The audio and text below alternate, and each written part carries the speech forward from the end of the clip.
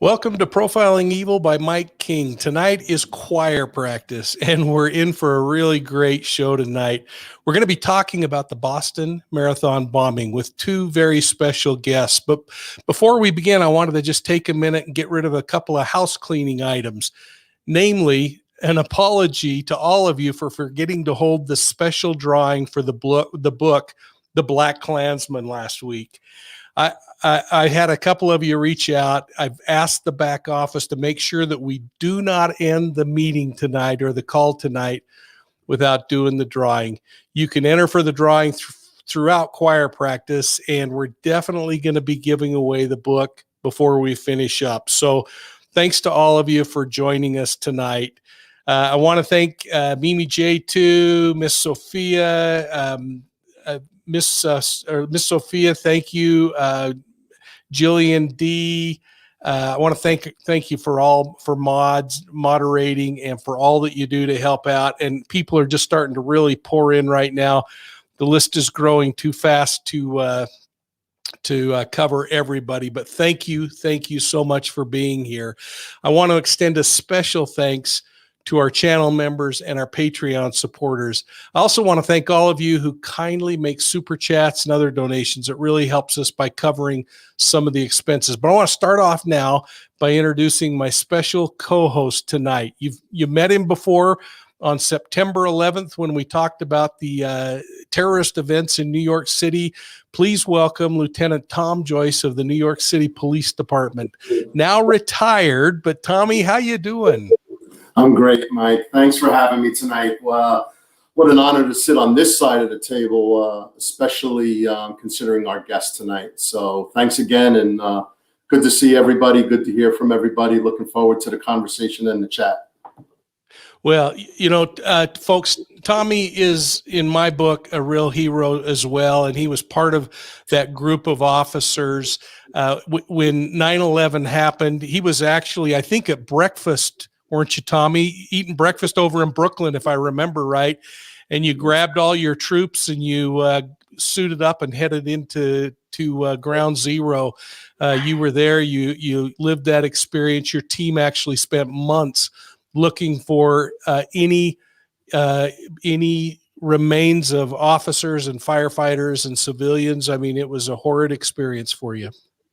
Yeah, that's right, Mike. And we were out looking for a murder suspect that morning and struck out to no avail. And then if we don't find that the suspect, usually by around 8:30 in the morning, we call it a wrap and go grab some food and then go back to doing our investigative duties. We were in the detective squad at the time, and then we were sitting in the diner when the first plane hit, and then the second plane hit, and then ultimately the response and everything that happened thereafter. So yeah, that's exactly right. You have a good memory.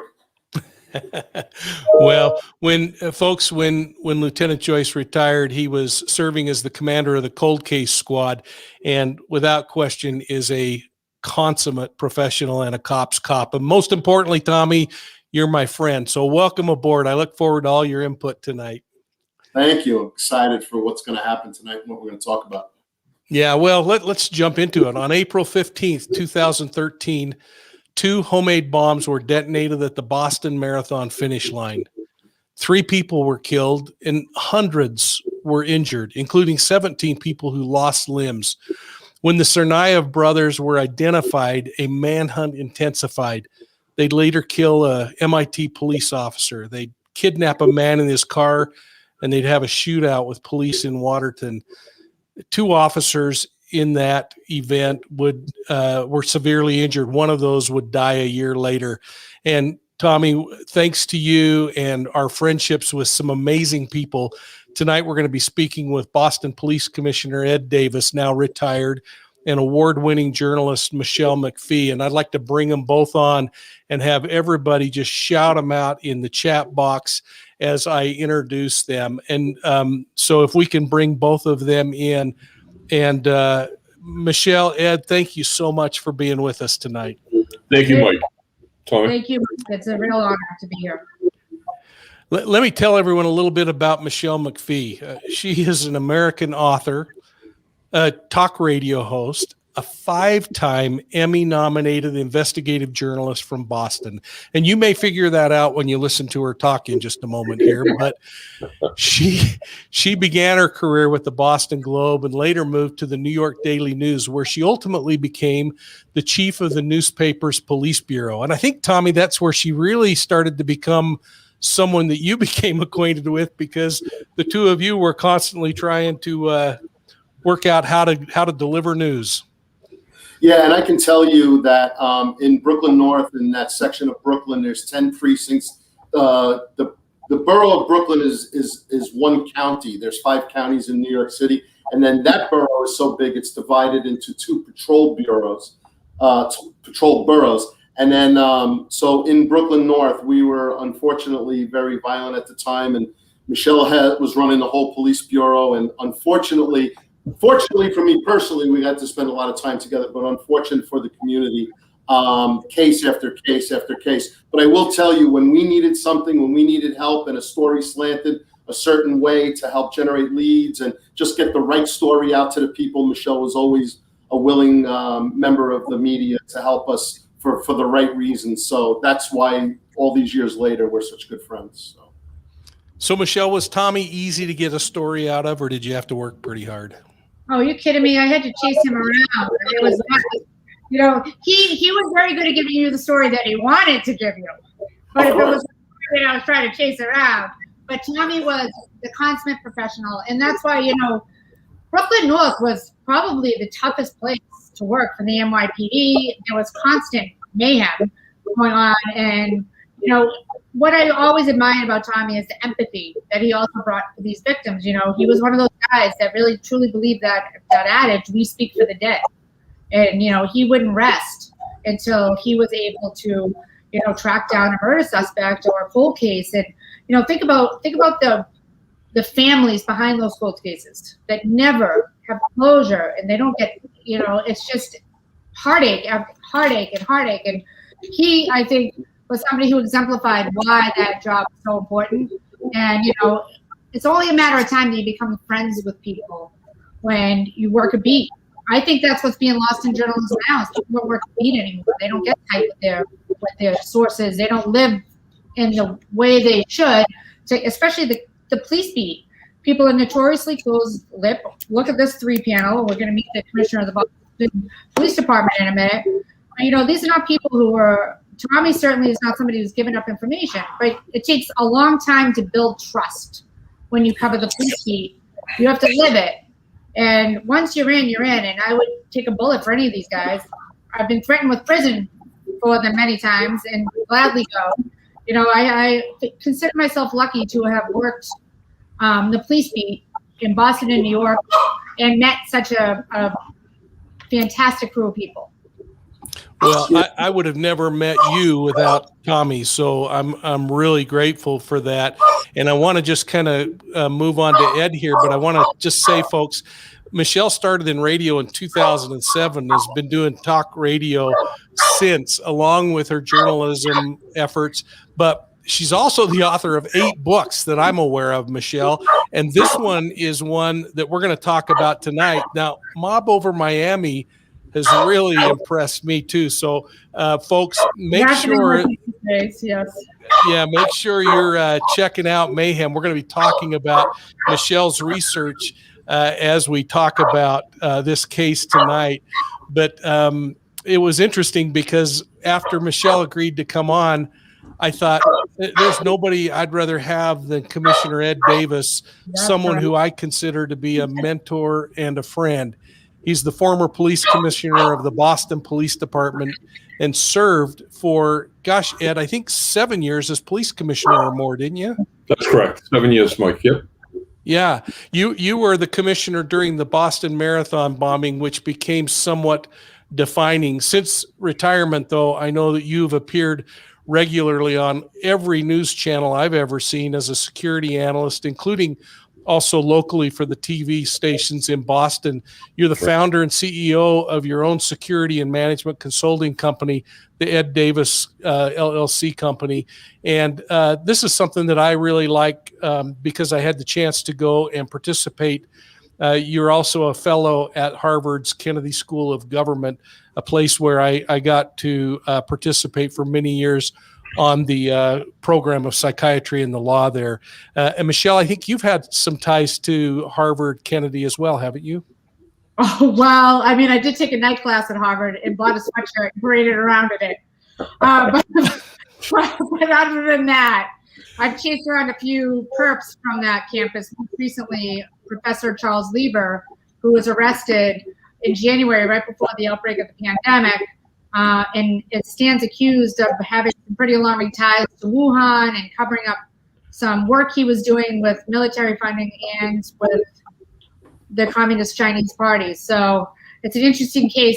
My only time at Harvard is chasing around murder suspects and spies and dirtbags of a variety of backgrounds. Let's we have a saying in Boston, don't we? That Yale or jail. That's where Boston. That's what Boston is. Oh, true. Oh, true. Well, Ed, can you take us back to April 15th, 2013? Tell us a little bit about Boston, and then let's talk about the marathon and what an event that is, and then let's go right into the bombings. Certainly. It's Boston's a tremendous town. I'm so proud to have had an opportunity to work in the Boston Police Department with such great people who were there. I was 6 years into it when this incident happened, and there's 2,200 cops in the city, not huge by New York standards, but for an old-fashioned East Coast police department, one of the first in the nation, it has a lot of heart. You know, there's a lot of people there that grew up in the city, that love the city, and particularly the Boston Marathon. The Boston Marathon is an international sporting event for the first 4 hours. But as soon as the elite runners come across, it turns very much into a local event. And if you don't run the Boston Marathon, you know someone who does, or you have a family member that runs it. I've been going there for years, down at the finish line. Friends of mine from college have been going there since they were in college, and they really feel a connection to the city through their experience at the marathon.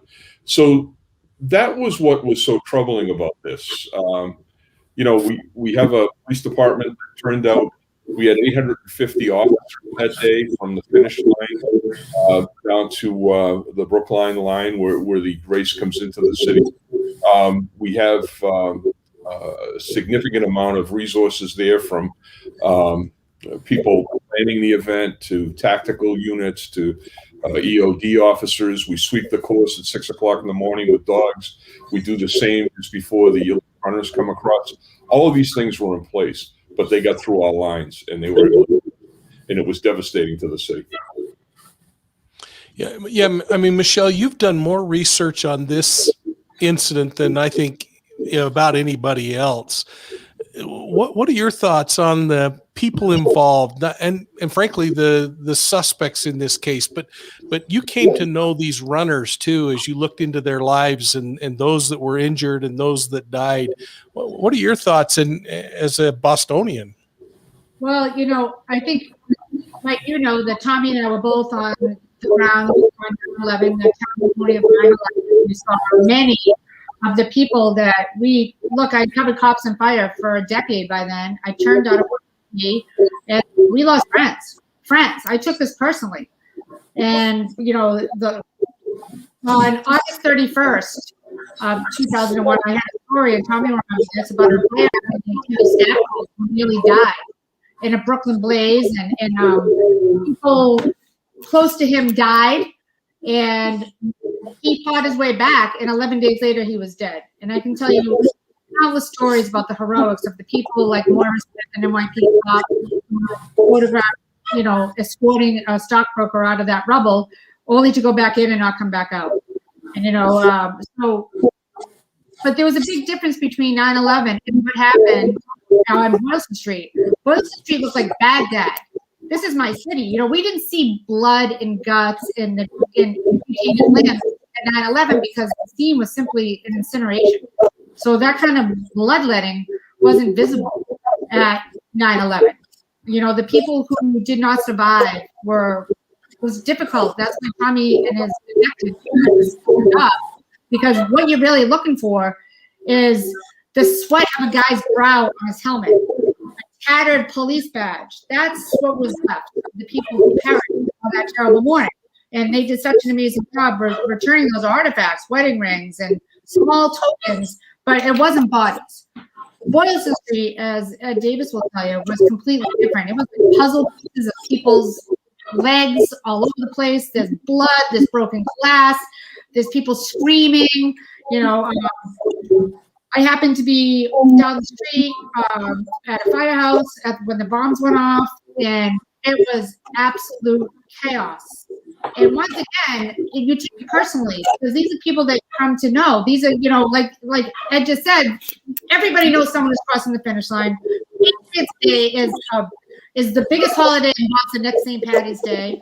You know, you go to the Red Sox game and then you make your way over to Boylston Street and take in the end of the race. That is a tradition. And the fact that people were able to attack that, you know, it was another terror attack on American soil that was unacceptable to me.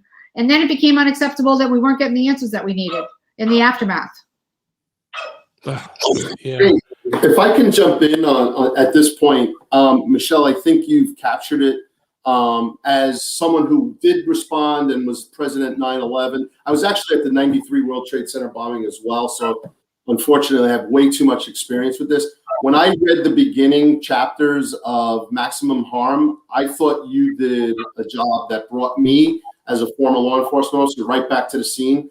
And I think you captured exactly what you just said, without being too gory and too raw, but really spelling out how intimate and how devastating those injuries were with the people who's, you know, that bomb hitting at ground level and just taking out the legs of so many people, and then walking through all the victims and which police officer was holding who and what they were saying in their intimate conversations. None of that happened at 9/11. So, I think the people need to know that this was a much more intimate, if you will, terrorist attack where it was up close and center. And obviously, you know, white cap and black cap was all right there, just standing there.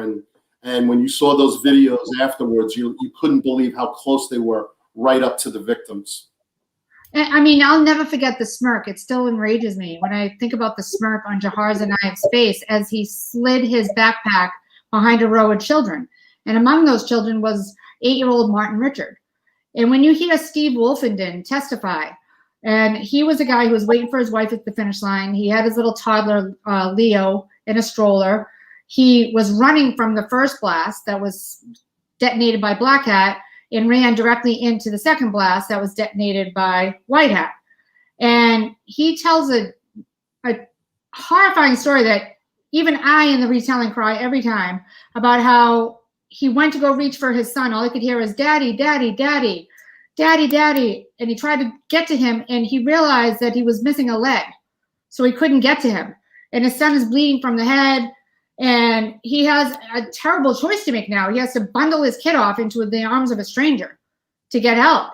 And there was a cop that I know Commissioner Davis knows very well, Tommy Barrett, who picked him up and bundled him like a football. And like you can see, you know, that photo of a little boy being like hugged to that cop's chest as he ran and bolted. And Steve Wolfenden was stuck there. He's missing a leg. And he hears a woman saying, "No, Martin, no, Martin, no, Martin." And that was Martin Richard's mom, Denise. And she she had a piece of the bomb impaled in her eye, and she's weeping over her son as he gasps his last breaths. And in this moment of pure humanity, which I really like to hold on to the humanity that took place that day and in the aftermath, you know, Steve Wolfenden, who is missing a leg, turned and put his arm on her shoulder and said, "Are you okay?" And she turned to him and said, "Are you okay?" And that moment, think about that, you know, and you think about, you know, Martin's dad, his little girl, Jane Richard, was on fire. Her head was on fire. She was missing a leg. He had his older son, Henry, with him. And now this guy has to decide to leave without saying goodbye to his little boy so that he can get his daughter to safety. This is why I'm pissed off. And this is why I won't stop until people answer the questions that we are deserving of the answers to. You know, folks, we're talking to Commissioner Ed Davis, former Boston Police Commissioner, and journalist Michele McPhee. I'm here with Tommy Joyce, and I am just sickened when I hear these stories because I've seen the photographs. Ed, can you take a minute and walk us through what's going on in a commander's mind when all of a sudden the radio lights up and you can't get any kind of traffic back and forth because there's so much? I don't think people understand what it's like when these things go bad. Yeah, it was intense. There was a lot of incoming and the fog of war that they talk about. I had left the scene. I had been at the marathon until the elite runners came across. I talked to a couple of the undercover guys before I was leaving and said, keep your head up. We had some problems there, just minor stuff, but they were working the crowd to make sure pickpockets and things like that weren't there. And I got back to my house because, as Michele said, it's a holiday. But I had a call with the White House that day to talk to the vice president, along with 4 or 5 of my colleagues. And I was on the phone with them until just about 2:50. I just hung the phone up and the phone rang, and it was Dan Linsky, my chief of department. And he said, we've had 2 explosions. So I asked him what kind. I thought they might be gas explosions. But he said, Tommy Barrett and a couple of the other detectives at the scene were talking about multiple amputations and screaming for all the ambulances they can get. And it was at that point that I formed the opinion that this was probably a low-placed IED. So we started to race to the scene. I called the head of the state police. I called the FBI SAC, asked them for their resources, which were part of the planning process that we had. I got to the scene in 6 or 7 minutes from Hyde Park. And when I got out of the car, I inadvertently pulled right up to this bomb seat of the second explosion. We were right at the end of Ring Road when we got out. And as soon as I stepped on the ground, I could feel shrapnel under my feet. And when that happened, I knew that this was an attack. That nothing would cause that except someone who was trying to kill and maim people. Walked across the street, and there were the bodies of Martin Richard and Lindsay Lou. Lindsay, Michelle's already spoken about Martin, 8 years old, horrible injuries, horrible tragedy. Lindsay Lou, early 20s, graduate student at BU. They were dead at the scene. The bomb damage went up 2 or 3 stories there. I then ran down to the other end of the street where the first bomb had gone off. The bomb damage there had gone up 3 stories, and there was clearly body parts and a significant volume of blood on the ground. I knew that we had a really serious multiple casualty incident. As it turns out, 264 casualties, 3 dead at the scene. Crystal Campbell was killed at the first bomb seat. And Michele says that we knew everybody. I found out later that Michele was a waitress on one of the islands out in Boston Harbor. I had taken my staff out there the summer before this incident, and Crystal had waited on us at that restaurant. So we knew her. Terrible loss for the community. We had to set up a command post and get moving on the investigation. But there was a lot happening. The JFK Library had a huge fire. They thought that might be involved in it.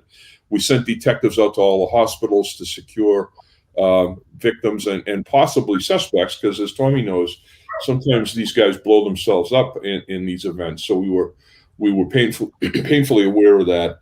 But it just was an insane case. Later in the night, I went to visit the Richards family at the hospital, and I went into the room with Bill and his wife and Jane, who had her leg amputated, and I spent an hour with them trying to explain to them what we would do. But it was one of the most really stunning parts of my career, just trying to reason through what happened with this poor family and assure them that we would get these guys. So, it was a pretty tough day for everybody, but nobody more than the Richards family. Michele, where do you start when you come into something like that to try to put together some semblance of a story that will help the public? That's a great question, Mike. First of all, I wanted people to recognize the heroics. I think Boston's a little bit of a different sort of city. I think the death toll would have been much higher if we weren't in Boston. You had like a Massachusetts General Hospital surgeon who had been a combat surgeon who ran the marathon, then ran to Mass General, ran back to help people. He was everywhere, and he saved a lot of lives. And, you obviously heard about the heroics of the cops, but I went beyond that. The commissioner just talked about the bodies of those 3 victims, and they were not left unattended for 1 minute because Boston police officers stood sentry with state troopers to make sure that they weren't left alone. And to me, that's something that I think is deserving of digging into and making sure that the public knows that, especially right now with the anti-police sentiment that's cascading through the country, people don't realize that there were guys who on their own time literally stood at attention over the bodies of the dead until 4 o'clock in the morning, well into the morning, so that they could be processed as a crime scene.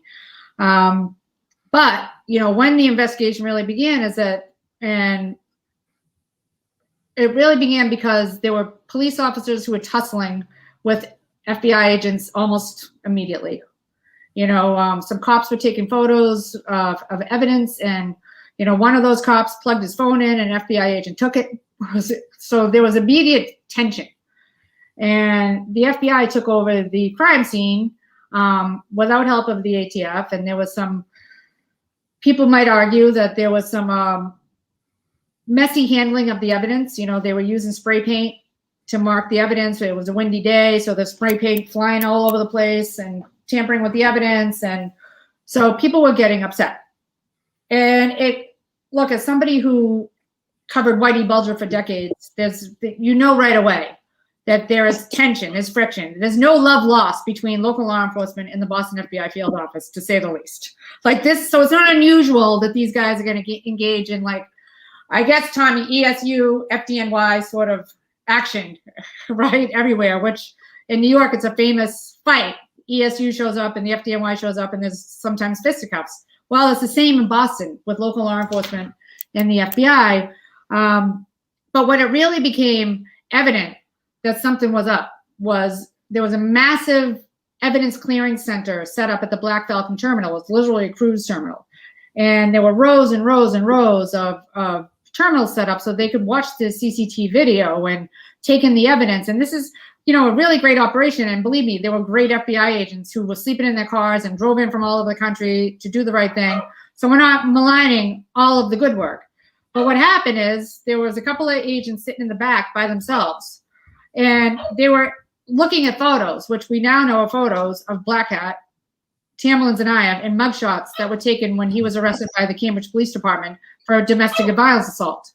So somebody who just happened to be looking for a restroom walks by and sees these 2 photos side by side, and there is a verbal altercation right away. Like, you mother bleepers know who these people are. Why aren't you sharing this with us? And I think there was a lot of friction right away because the FBI clearly had a lead.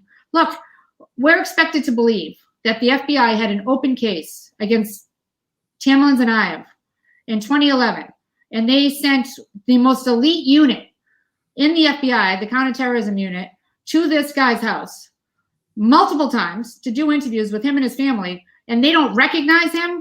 Tommy, how many times have I done stories on murder suspects or gone to a jail to interview a mafioso? If he blows up the marathon, I'm going to remember him. And we are expected to believe that the FBI didn't recognize this guy. It wasn't like it was a fuzzy photo. We had straight on photos. Facial recognition should have been able to pick this guy up. He had a mugshot in the system. So I think that there were a lot of questions to be asked. In this incident, the Black Falcon terminal, my phone started buzzing. The command center that the commissioner talked about was at a hotel near the bomb blast site. And my phone was blowing up that there was this fight. And you should really take a look at it. The FBI knows who these people are. Now, I know the commissioner testified to this in front of Congress when he knew about this and information sharing.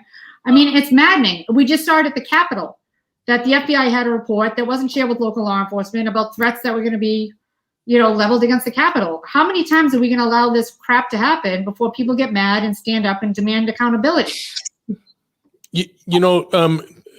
Tommy, you're on mute, but Ed, I think this is a great place. I mean, I've watched you for the last 15 years with the major cities, chiefs of police, and the leaders of our country in meetings. This challenge of jurisdictions that bump against each other, that overlap each other, maybe you could just talk for a second about how complex that is, and then Tommy will jump right in again. Yeah, sure. Be happy to. Listen, there's been a tough history in law enforcement here, going back to the 80s in Boston with the Whitey Bulger case. I worked that case on the state police side back in the 80s, and there were some bad things going on in a couple of different, in all three agencies: the Mass State Police, the Boston Police, and the FBI. And all the details have come out on the FBI. Most of them, certainly, one agent is still in jail or was just released. But Michele has some very textured street level sources and information, quite frankly, that I haven't even heard. The story about the Black Falcon, this is the first time I've heard that. But I will absolutely verify that there was a huge disagreement in the command post. There was a meeting the night that the photos were found. It was the same day that President Obama had arrived earlier in the day. And we all sat down with the photographs at the FBI conference room at the JFK Plaza. And there was me, probably a dozen people from Washington and Boston from the Bureau, as well as two people from the Massachusetts State Police, and the U.S. Attorney Carmen Ortiz. And I said, when are we going to get these pictures out? And they said, well, we've talked to the investigators in the Bureau, and they don't want to release the pictures. And quite frankly, I said, you got to be kidding me. And they said, well, no, we think that we need a few hours to catch up with these guys, and the investigators are very confident they'll find them. And I said, listen, and the reason I said this is I understand the Bureau's role, so I don't just go crazy about their job is to investigate, develop intelligence, take the long view of things. But my responsibility at that time as a local police commissioner was to protect the citizens of the city. And I said to them, what if one of these guys builds another bomb and goes to the Celtics game tonight? The Boston Garden was going to be open. The Red Sox wanted to reopen. I said, how can we not share this information with the public, much less with my police officers? They didn't want the cops to know what these guys look like, right? So I argued with them, and I got zero assistance from anybody at that table. I was the only one saying that. And I quite frankly, I was disappointed in some of the other officials that were there. But the bottom line was, I said to the U.S. Attorney at the time, I want to know the name of the person that made this decision.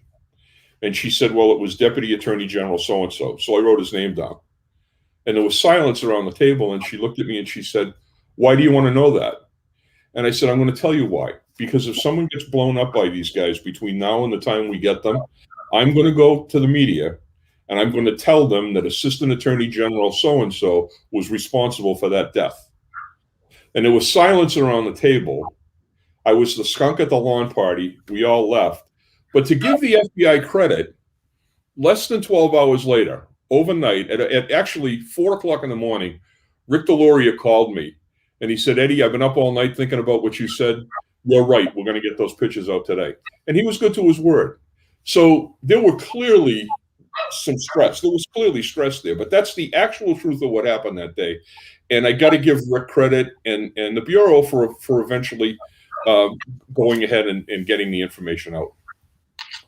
Yeah, if I could jump in, Mike. So thanks for doing that, Commissioner. I really appreciate that, because I think the rank and file, and certainly speaking for the community, that would have been the right decision. I would agree wholeheartedly. So if I could just put some context around. So from the investigator's perspective in dealing with the federal agents, whether it be the FBI or ATF, DEA, or anyone else, I think on the ground we got along great, and we had our fights and arguments and disputes and agree to disagree on various things, and decisions were made, as everyone has heard, way above our pay grade. We're just doing what we're told to do and stuff like that.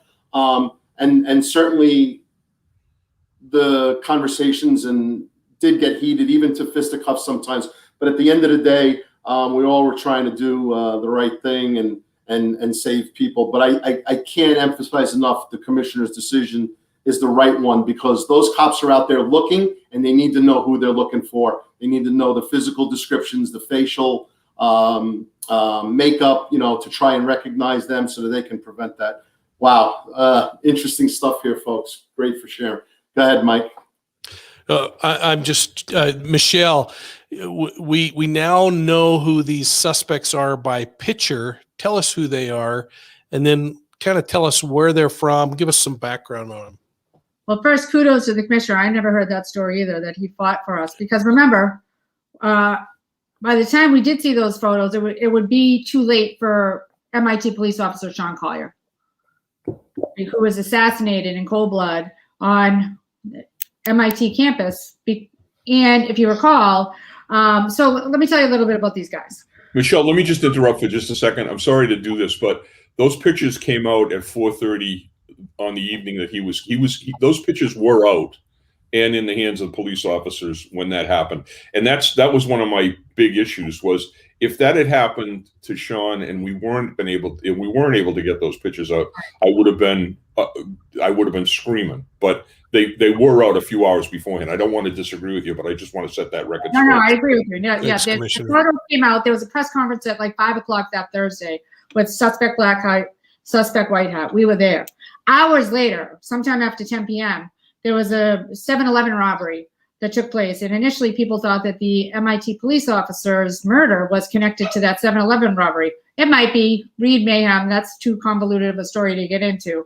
But what we do know for sure is that these two brothers came into the country in the most unlikely of ways. If you read, and this is all according to Tamlin's and Ives' A-file and immigration records, but do you guys remember there was a guy who came out, and the uncle of the marathon bombers, and made this declaration in his front lawn in Maryland: "My nephews are losers," and we all applauded this guy. Well, that guy has an interesting backstory. He was in Maryland because he had been married to a woman named Samantha Fuller. And Samantha Fuller's dad is a high-ranking CIA official who happened to be the CIA station chief for Ankara, Turkey, which is exactly how the Tsarnaev family got into the country in the first place in 2002. So you have these Russians from the Northern Caucasus who show up in Ankara, Turkey, asking for first a tourist visa, and the parents come first on a tourist visa. Then the kids come afterwards. But strangely, Tamlin Tsarnaev stays behind in Ankara, Turkey for 6 months with Graham Fuller, who is the station chief at the CIA. And when the family gets into the U.S., they get asylum very quickly. Like, they were fast-tracked for asylum. And they got an apartment, the apartment that we all saw a million times, 410 Norfolk Ave in Cambridge. And that apartment happened to be owned by a KGB defector that was very tight with Graham Fuller. And he was a Russian studies professor at Harvard University, where Graham Fuller learned Harvard. So right away, you start pulling at the strings of this family's background, and there's connections right away. I mean, they got a rent stabilized apartment immediately. The landlord of that apartment had ties to Graham Fuller. It's still inexplicable why a 16-year-old, Tamlin Tsarnaev, would stay behind in a foreign country like Ankara, Turkey for 6 months. Then he comes and arrives with his family. None of them ever held a job. They, on paper at least, Tamlin Tsarnaev's death certificate, and you may recall that, you know, the medical examiner determined, yeah, he'd been shot 9 times, but the guy was a big burly animal. The cause of death was his brother running him over and dragging him to his death in Watertown after that wild bomb and bullet fight in the middle of Watertown. So right on his death certificate, it says never worked. These guys didn't work. So the family has this really interesting trajectory of getting into the country. But more importantly, in the months leading up to the Boston Marathon bombing, you may recall that this is an extraordinary detail now, is the Russian FSB warned us twice that they had intercepted alarming messages between Tamlin Tsarnaev and this well-known jihadi that was in the terrorist training camp in the forests of the Northern Caucasus. They intercepted this guy's phone. He's chatting back and forth with Tamlin Tsarnaev. So initially, the Russians send a letter to the attaché, the legal attaché of the FBI in Moscow, who passes it on to CTU at the Boston field office. The FBI says they went out, they investigated him, they didn't find any reason to open a case on him, a solid case closed. Well, then the CIA gets a letter from the FSB because there's more information. Now his cuckoo mother is also corresponding with these jihadi. And now they have messages between Tamlin and his crazy mother. And his crazy mother just happens to have a cousin that is the leader of a jihadi sympathizing group called Union of the Just. So you have this family that's connected to the jihad, connected to, you know, radical Islam. And you have the Russians warning us twice, like, this guy's going to come to Russia, join the jihad, and do danger to America. Well, guess where this guy goes? Shortly after September 11th, the 10-year anniversary, Tommy, you may remember, of 9/11, very significant day for us. Tough day. That day, there's a triple murder, this bizarre triple murder. And one of my sources calls me and says, Michele McPhee, it looks like an Al-Qaeda training video in here. And it was a slaughter. 3 young MMA fighters found nearly decapitated. The 2 Jewish victims were sexually mutilated. There's drugs left at the scene. There's money left at the scene. And, you know, I did a story on it for Channel 5 at the time in Boston, and it was totally unsolved. But Jerry Leone, the Middlesex County DA, who we all love, you know, said that they were looking for a white Mercedes and they believed there were 2 assailants. Well, you'll recall that Tamlin Tsarnaev had a white Mercedes. But for some reason, even though the friends and family of the victims said Tamlin was best friends with Brendan Mess, one of the 3 victims, they had lived together, he didn't show up at the memorial. He didn't show up at the funeral. We haven't seen him since. The girlfriend who found the bodies went to the same mosque as Tamlin. You guys should be taking a hard look at Tamlin. But to this day, no one can explain why we took a hard look at Tamlin. But what we do know for a fact is that January 2012, Tamlin did exactly what the Russians told us he was going to do. He left Boston. Now, by this point, the CIA and the FBI did do their due diligence, put him on 2 terror watch lists. But that didn't stop him from getting out of the country. And it didn't stop him from getting in 6 months later. He overstayed his green card. And anybody who read the 9/11 Commission report, I think that the 4 of us have. One of the major recommendations that were made was to, if you come into the country saying, I need asylum, if I ever go back to my homeland, I'm going to be murdered, you shouldn't be allowed to go back to your homeland. That should be it, right? Like, so you shouldn't be going back to the place that you got asylum from. Well, here's a guy whose family claimed that if they went back to Russia, they would be, you know, persecuted. But he goes back to Russia for 6 months while on 2 terror watch lists. He doesn't have a passport. His Russian passport had been stolen while he was there. He lands back in the U.S. And, you know, by the way, in July of 2012, there is this very strange counterterrorism op where the buddy that he had been corresponding with, the one that prompted the warnings from the FSB, he ends up dead in a counterterrorism raid. Everyone in the place ends up dead. And the only person who gets out alive is Tamlin Tsarnaev, who's on a flight back to the U.S. the very next day. This, you know what? I'll tell you what, Michele. I'm going to use this as a reason for people. You have got to get this book, folks. I could not believe the content and what I learned, Michele, as I went through this around those relationships that were going on. Why MIT was in reality so important. What an amazing person Officer Sean Collier was. But I want to kind of shift over to the commissioner for a moment, because I want to kind of get us further down the trail here, Commissioner, all of a sudden these guys have killed this police officer. They now cross back over the river and they carjack a Chinese national. And there were some pretty interesting things that happened and some heroics that happened on that guy's part. But take us through that and get us to Watertown. Sure. Well, I got to know Danny Ming pretty well during the process. We've had dinner a number of times and kept in touch for the first couple of years after this. He was sitting on the side of the road in Alston, Brighton area, and saw a vehicle pull up behind him. He was talking to his mother and father back in China about his new car. And all of a sudden, there's a gun thrust in his face from the passenger side. And Tamerlan Tsarnaev jumps in the passenger seat. Jokar follows them in the back with a car.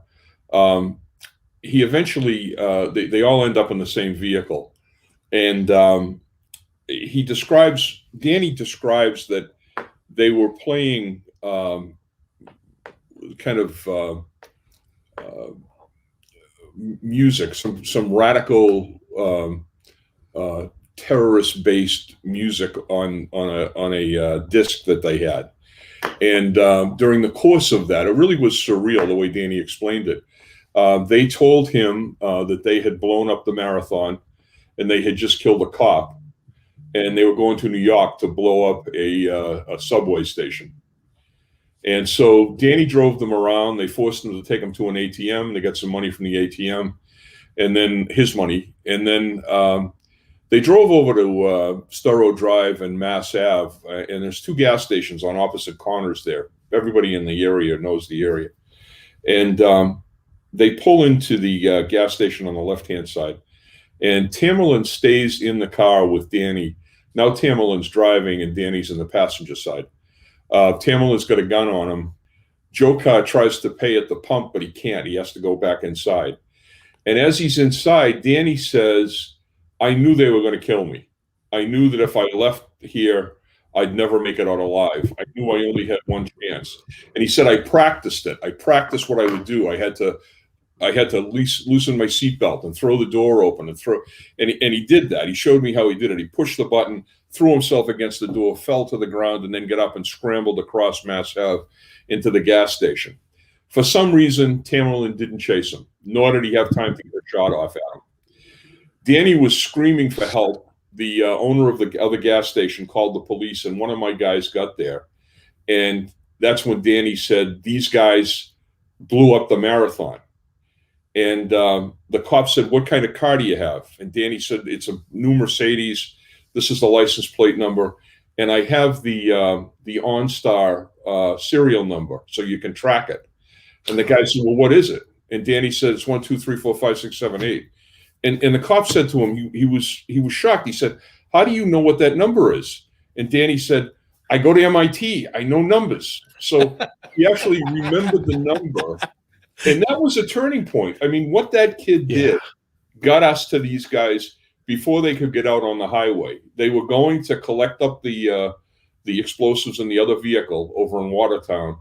And that's when the Watertown patrol officer, new kid, had a chance to talk to him, and there was some very bizarre things that happened.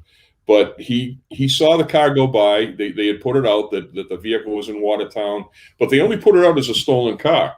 So the cop had no idea what he was getting into. And you see, this happens a lot, unfortunately, this kind of misinformation or lack of information.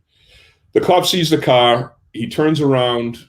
The sergeant says, don't approach until I'm there with you. The sergeant pulls up. But what happened is the car stops. They see the cop behind them. So two vehicles stop. Now, Jokar and Tamerlan are in two vehicles. They both come to a screeching halt. The police officer pulls up and puts the brakes on with about 50 feet between the cars.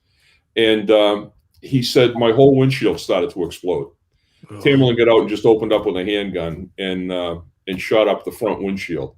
The cop rolls out to the left and gets behind a tree. And he was telling me the story at the scene. I got there about 20 minutes later. There was still unexploded ordnance on the ground. The call I got was they're shooting at us and they're throwing bombs. And I never had any like, this is the first time I ever heard that in my career. So the cop says to me, "Yeah, Commissioner," he said, I got out of the car and I got behind this tree. And I said, "That tree?" And the tree was like 4 inches around. And I thought to myself, I'm glad I didn't have to get behind that tree. But anyway, between the cop and the sergeant, they started to unload on Tamerlan. Sergeant Puglisi shows up on the scene. He does a sort of mano-a-mano thing. He walks right at him, and they exchange shots. And if you went to that scene, Mike, where Puglisi was standing, it looked like Pulp Fiction with the bullets all around him. Tamerlan fired to lockback. He completely dumped the clip at Puglisi, and he didn't hit him once. And Puglisi hit him 6 times in the chest. So that's how the thing ended there. There was clearly a big manhunt afterwards. I don't want to hog the presentation here, but it was a traumatic experience. We were all, incredibly impressed with the actions of those officers at the scene. They're real heroes. Hey, Commissioner, if I can jump in and ask you about, because I know the way Boston is set up with a lot of different agencies and the little smaller agencies in the pockets, can you talk about the interoperability and the coordination between those in such an extensive manhunt? Yeah, well, it's funny. The cop said to me while I was talking to him, he was giving me this rundown, and he stopped to me and he said, "Commissioner, what are you doing in Watertown?" He had no idea. He had no idea they were the bombers. He just thought he had come up on a stolen car that was like out of control, So I explained to him what happened. But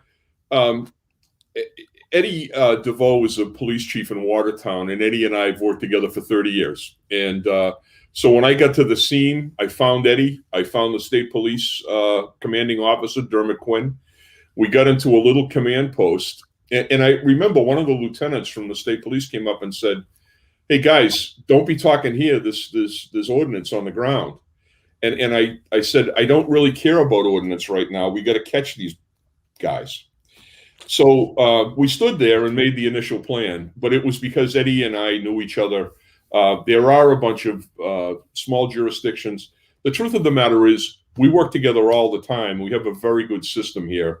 There's a lot of mutual respect among, thank you. I'm seeing some of the comments here. There's a lot of mutual respect among the cops at all levels here in Boston. And I think that's because overall, that's the reason why we were able to run these guys down in 4 days. That's great to hear. It's actually incredible. I want to kind of get us to the next stage and then leave some time for questions if you both would answer those. But Michele, this shootout occurs, but then one suspect drives away, but he doesn't just drive away. Why don't you walk everybody through what that Prince did? Well, the commissioner described the chaos there pretty extensively, and the heroics of those cops is unbelievable. But as he's trying to flee the scene, he runs over his brother. He takes off. There's an exchange of gunfire. And in this, there is another police officer that is hit and nearly dies, Dick Donahue. He's an MBTA police officer. He's hit with a ricocheting bullet. Now you have an entirely different scene. And, Dick Donahue was quite literally dead. The testimony of the doctors in the emergency room was alarming, where if it wasn't for the cops that just kept donating blood, this guy never would have made it. They commandeered an ambulance to get him to safety. And so you have to figure out the scene. There's literally pieces of a pressure cooker bomb in a kid's hockey neck, embedded in the side of a car. And now you have another police officer shot, and this guy manages to get away, Jahar. He staggers away. We now know he left bloody handprints as he made his way towards this, dry dock boat to slip away to. He rips apart a little piece of the tarp and climbs inside, and he starts writing a manifesto in both a number 2 pencil. And then he even, Commissioner, I'm sure I was always stunned by the fact that he took like a little knife and carved stuff into the side of the boat and then highlighted it with a fire extinguisher with CO2. Right. it was crazy, right? Like, so what he did, and that we thought. Now remember, they were finding, you know, ordinances all over Watertown. The other thing they found that was, I'm sure, terrifying to cops was a dead man switch. So now people are convinced that the suspect is wearing a suicide vest and he's going to take out anyone around him. So when they finally get to the boat, after, no, this was hours of door-to-door searches and SWAT teams and Black Hawk helicopters, they're looking for him everywhere. And some dude who owned the boat came out for a cigarette and noticed that the top was ripped and saw a little bit of blood, climbed up on a stepladder, looked inside, and was like, holy moly, like, look, this, what is this? People started self-deploying to the boat. Another Billy Evans, another BPD commander, shows up. Somebody says gun or shots fired, and the boat gets lit up. Who knew that fiberglass was that like resilient? But the boat gets completely lit up. And I think, you know, Evans will tell you he jumped into the crowd with a bullhorn and was like, "Stop your fire, stop your fire." I mean, you have to think about these 5 days. The cops did unbelievable, extraordinary work. There was one heroic story after another heroic story after another heroic story of what people did to save lives, or to jumping into the middle of the gunfire. You know, guys dodging bombs and pipe bombs, and I mean, this is stuff that's like Commissioner said, it's not a Pulp Fiction. This, you can't make this stuff up. If I wrote this as a screenplay, people would be like, on the nose, this would not work. And so they pull him off the boat, and I don't know if this is urban legend, and if you can confirm this or not, but one of the best things about it is he gets dragged off the boat. Initially, he's cuffed by the FBI HRT team, and then they threw Dick Donahue's cuffs on him. Yeah, that's absolutely true. Right. So they threw Dick Donahue's cuffs on him. He gets to the hospital.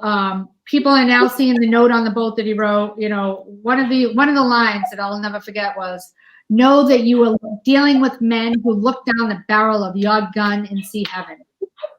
So this is not some innocent that Rolling Stone would have you believe is like the floppy-haired teen, you know, the hapless brother who followed his older brother down Boylston Street. This is a kid who was very active in the jihad for years by then, who had a complete hatred for America and had no problem showing it.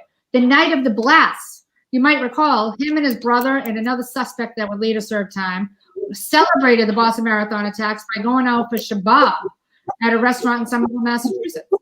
They celebrated this. They were laughing. You know, they were watching footage of it, sitting around their house and laughing.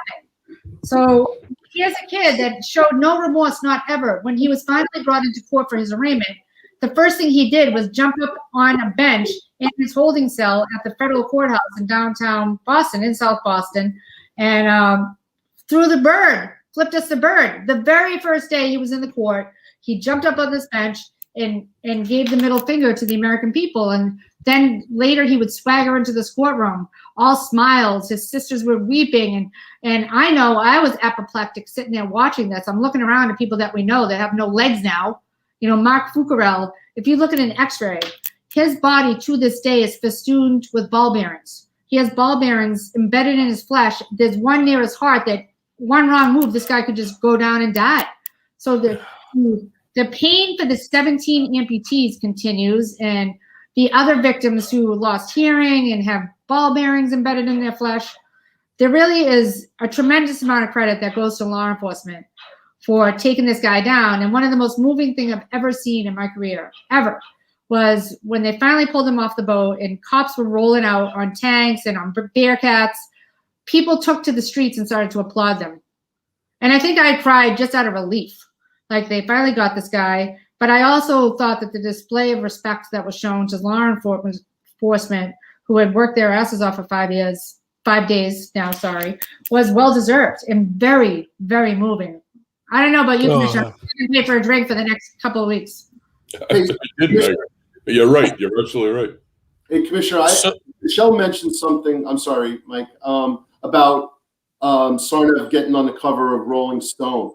Could you walk us through what you think the police department, the Boston Police Department, and the community felt of this glamorization of what he did, this person who committed such a horrific act against the city?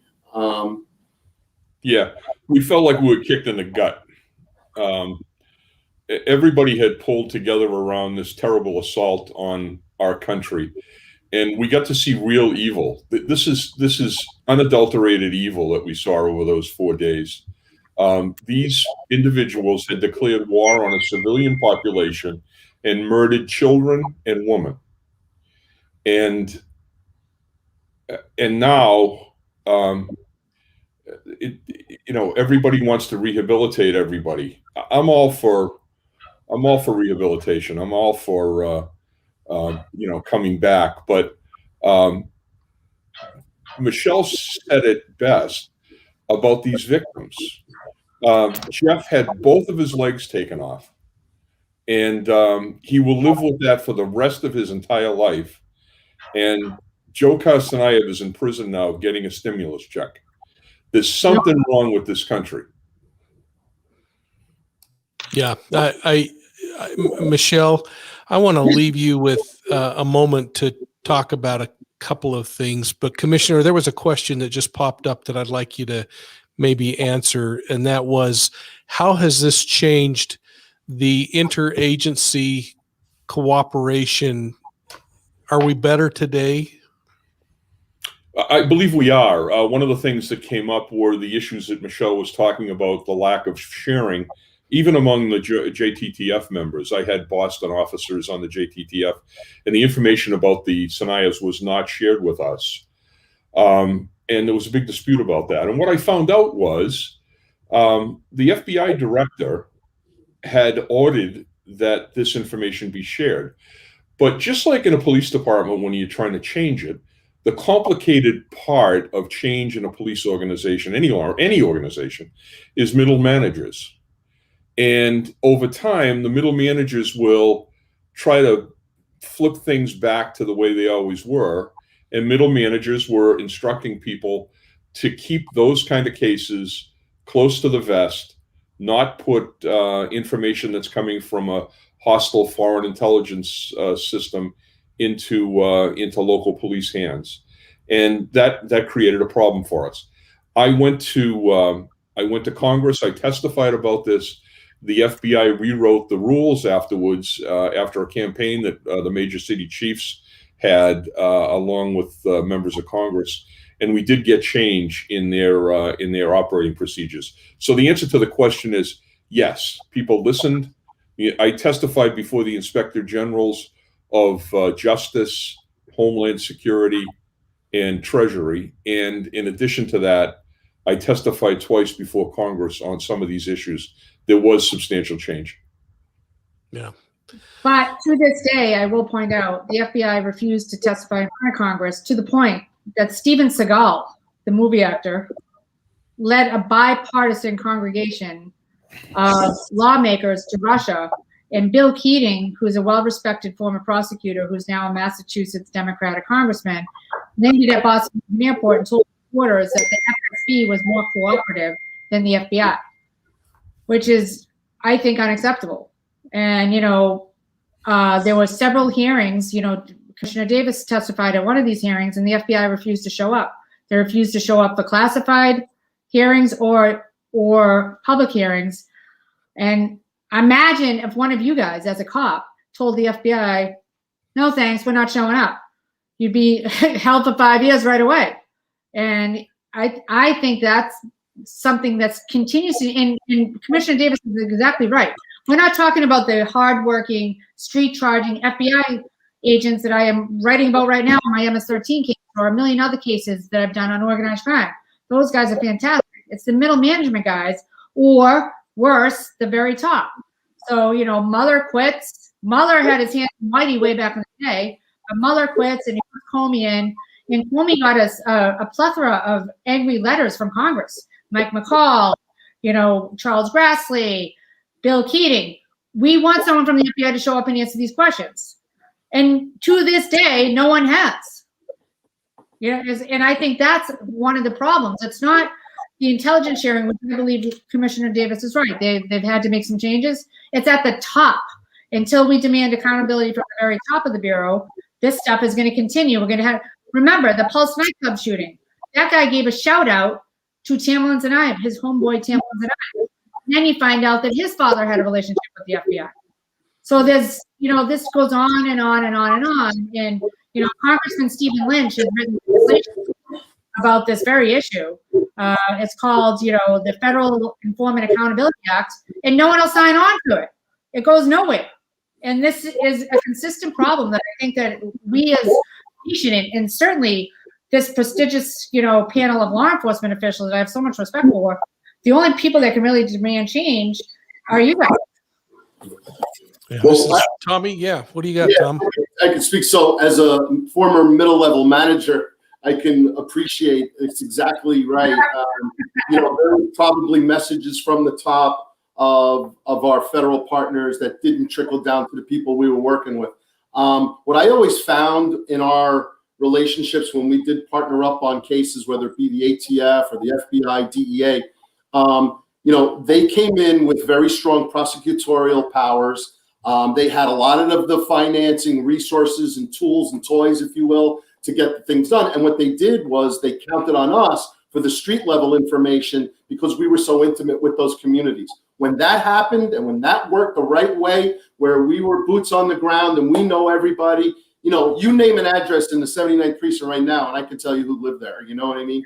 So when the federal were able to recognize that, knew that we're bringing the power and we'll leverage your relationships, that's when it worked. If you didn't get to those levels, then it went sideways, quite frankly. And I will be honest with you, on both sides, egos got in the way of good police work and ultimately keeping the community safe, for sure. So, Mike, just wanted to share that, and thanks for that. Yeah. Middle-level management, because that's really where the boots are on the ground, where the rubber hits the road. That's right. So, Very Commissioner, I have listened to you for, again, probably 15 years as you've spoken with your colleagues, as I've listened to you train. What about the Boston Marathon, if there are things that keep you awake, what are they? And then, Michele, I want to give you the last word, and I'll tee you up on that in just 1 second. Well, the victims clearly keep me awake. The fact that we were not able to prevent this, if we had just we had a number of terrorism cases going at that time. One case, we actually followed people around over the 4th of July because we thought that they might move. These were long-term surveillances that ultimately ended up in terrorist convictions. But we were very active and protective of our community. And so if it had all been clicking, we might have been able to stop this. So that keeps me up at night. But that's tempered by the fact that everybody pulled together, and in 104 hours, we were able to either capture or kill the people responsible for this. That is the benefit, putting the city back together. And that ride that Michele describes from the boat through Watertown, trying to get out of the city, it was like being in France during the liberation. I've never seen anything like it. We were beside ourselves about how people were so appreciative. So those are the things that sort of weigh against that. It's a tough day, though.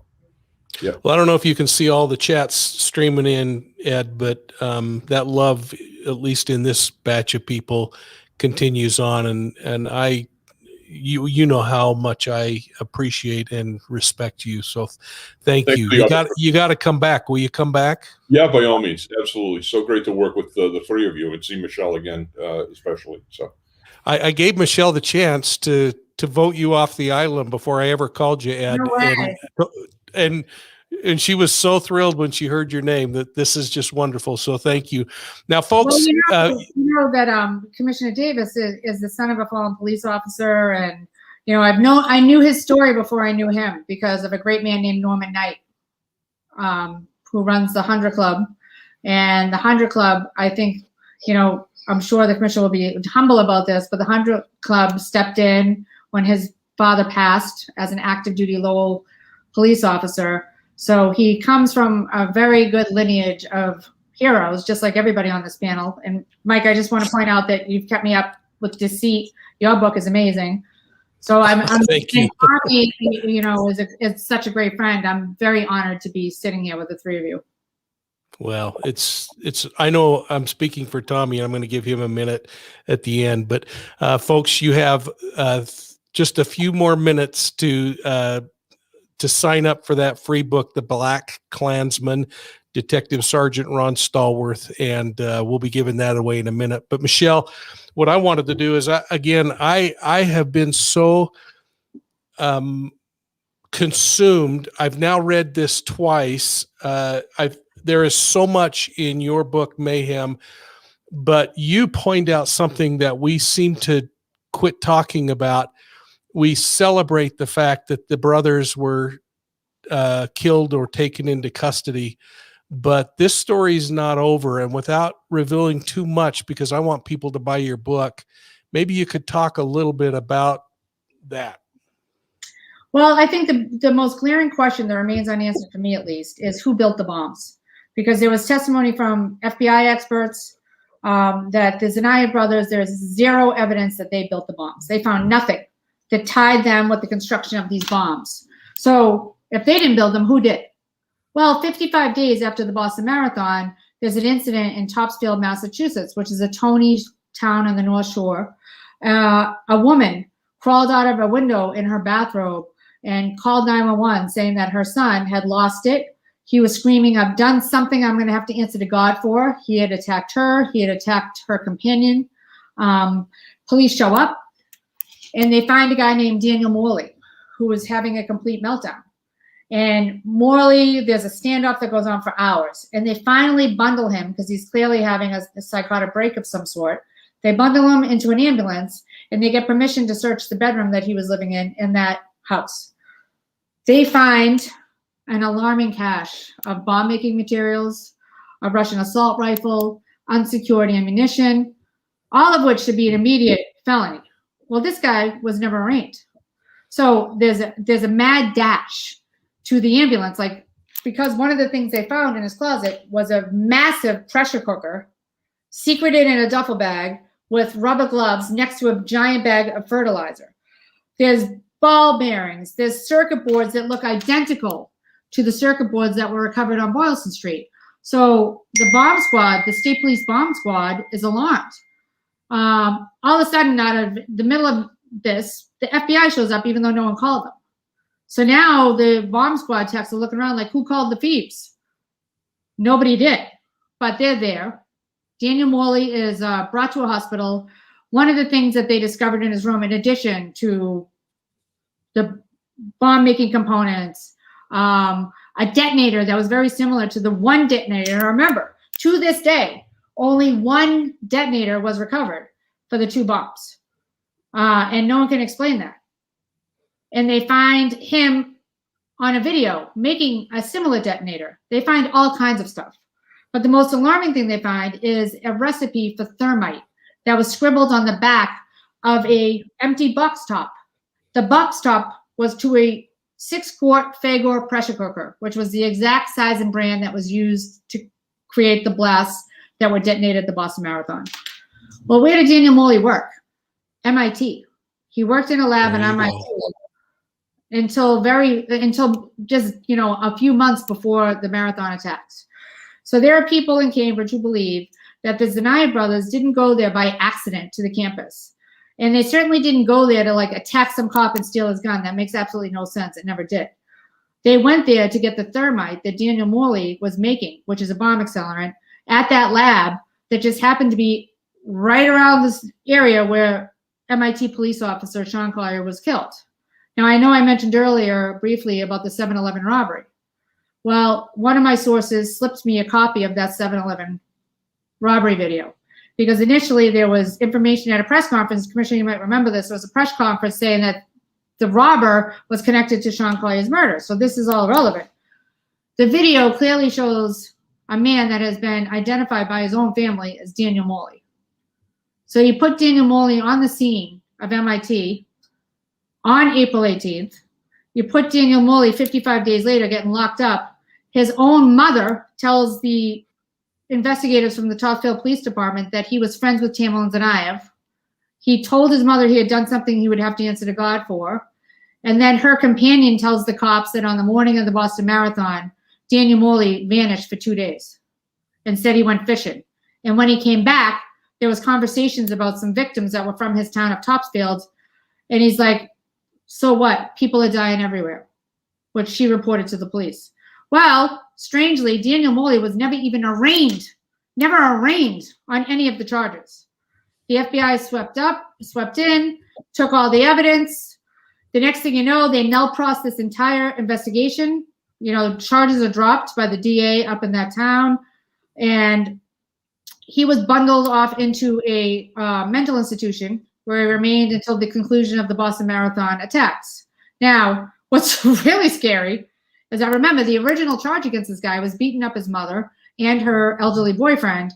This guy now has a state job driving for the RIDE, which is in Massachusetts, the elderly bus. That's the state provided service that picks up elderly and takes them to appointments and, you know, and gives them a ride. That guy, Daniel Morley, who was never arraigned, who never explained. And I asked him, Danny, did you build the bombs? He shrugged his shoulders at me and wouldn't answer. I put him on the front page of Newsweek as the man who probably built the bombs. To this day, he hasn't denied it. And no one can explain why they null-prossed that case. Thanks, Michele. Amazing. Folks, you have got to pick up Michelle's book, Mayhem. You can go to Michele McPhee.com. I was trying to think, was it .org or .com? But it is .com, right? It's .com, but thank you. .com. Oh, there. Thank you. I'm so sorry. And Michele, you have to come back too, will you please? Are you kidding? I love this crowd. This is fantastic. And Mike, honestly, I love your book. It's so great. Oh, thank you. I owe the commissioner one, and I certainly owe Tommy Joyce one. Tommy, love you, brother. Thank you so much for joining in. I want to do a quick drawing before we say goodnight. Again, folks, if you haven't seen The Black Klansman, make sure you get that video. It's a little rough. I keep reminding Detective Stallworth that there's a lot of rough language in that, and he just smiles and says Spike Lee does whatever he wants to do. So Academy Award winning, and the book is a New York Times bestseller. And I think we have a picture of that, don't we, back office that we can put up. This is a very limited edition signed copy that we're going to give away. And if Tim, if you could come in from the back office and tell us who won that, let's give that away. There we go. Hello, everybody. I wasn't expecting to come on, but I'll make this quick because we do have our winner picked. We just want to say congratulations to Trish Strank. You've been randomly selected. Trish Strank, thank you. I will send you. Will we send them information on how to? Yeah, we can ship it to them. Yep. Okay, great. Thanks so much, Trish. Michele, now I think we're going to have a few copies of this that we can give away in a few weeks or something, won't we? The 6 on the way to you. Okay, so we'll have Michele back, and we're going to give away 6 of her books. But don't wait for them. Go out and buy her book. Commissioner Davis, thank you so much. Thank you so much, Mike. You mean the world to me. Michele, thank you. Tom, thank you. And Tommy, I'm going to give you the last word, and then I'm going to let the back office sign us off. Wow, that's the first time for that for me. But Commissioner, thank you so much for showing up today and telling the story from your seat. Thanks for all the work you did at Lowell and the Boston Police Department and for the cities that you served. I wasn't aware of the other stories, so thank you for that.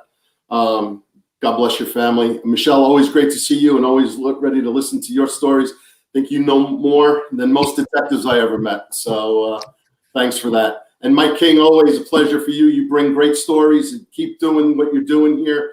So many stories that have been told on this channel that are forgotten. You know, mainstream media, it's only got a finite amount, and these stories are, you know, maybe they're the next level, but the public gets to hear them, and it's good because, you know, profiling evil, we're exposing some people who are doing terrible things to our community, and we want to help hold them accountable. So thanks for doing what you do, Mike. Thank you, Tommy. Good night, everyone. Thanks for all the great comments, too. Thanks, guys. Thank you.